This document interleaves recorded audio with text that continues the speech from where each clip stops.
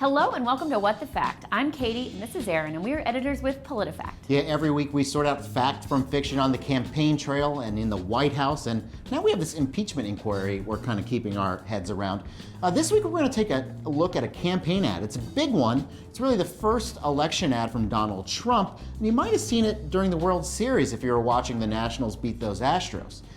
In the claim and in the ad, Donald Trump makes a number of specific kind of statements. One that really caught our attention, a big one, was about illegal immigration. Here's what he had to say. President Trump is changing Washington, cutting illegal immigration in half. All right, Katie, let's just get into this. So Donald Trump in this ad claims that he cut illegal immigration by half. The ad cites something from Fox News from September of 2019. If you read that very small type, we're not going to take the word for it of the ad makers or necessarily Fox News, so we wanted to put this on the Truthometer. Katie, what do we find?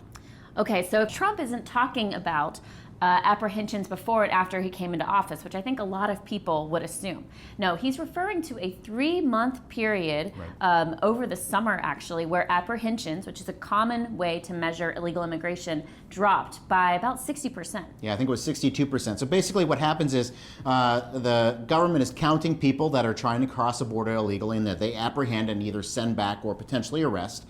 And in that 3-month window, they saw a 62% decrease. But when you talk to experts, they kind of en masse say, well, that's not the way to do it. The best way is to either compare it to year over year or even going better, looking at from when Donald Trump took office till now. Well, the numbers look way different. In fact, if you just compare fiscal year 2019 to fiscal year 2018, actually the number of immigration apprehensions has more than doubled. And I think so far, President Trump's annual average is actually higher for apprehensions than during the Obama years. You would not get any of this from watching the ad, which is why it left a lot of journalists and citizens puzzled about what he was talking about. Well, as fact checkers, we're not going to be puzzled by that, however, Katie. So how do we rate this claim on our Truthometer? It's pretty clear. This is a false claim. So it gets our false rating, which means it's inaccurate. Experts said it was a silly comparison to compare Trump to Trump, especially for such a short period of time. You can't get a trend out of that amount of data. Yeah, so that's one claim in a long series of ads that we're going to see between now and November. Immigration is going to clearly be a focus of this race for the next year. And one of the things that we're going to be wondering about is just what is the situation on the border? Where are illegal border crossings taking place? What is the government trying to do to stop them? And what do those numbers look like? Newsy is going to walk us through that.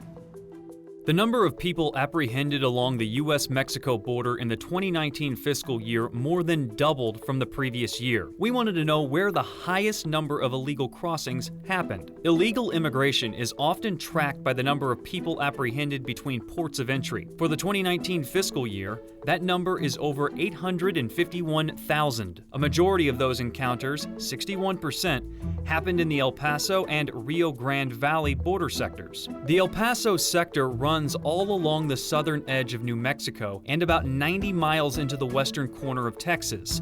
About 166 miles in this region have some kind of fencing. That includes the low vehicle barriers and the taller pedestrian wall. Illegal crossings in the El Paso sector spiked in the past year. It's unclear what caused the sudden increase, but geography may be part of the reason. The river near El Paso, Texas is shallow, making it easier to wade across.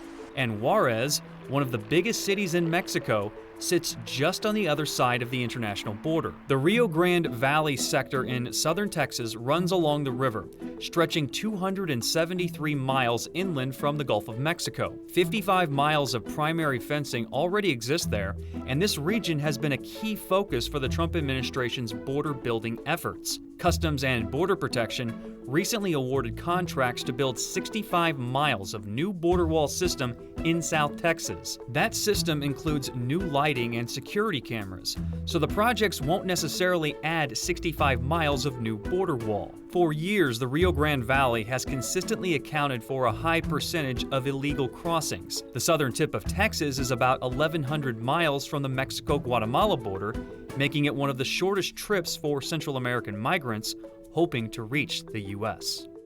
All right, thank you, Newsy. Now, Aaron, I think some people might not know that PolitiFact, we actually have a reporter dedicated to covering immigration. That's her job. So if you hear a claim about immigration and you don't know if it's true, email immigration@politifact.com. Of course, we're going to have our hands really full with a lot of other claims from the debates, from President Trump, the impeachment inquiry. So if you want to read more of our work, go to politifact.com. Until next week, I'm Katie and this is Aaron. Bye.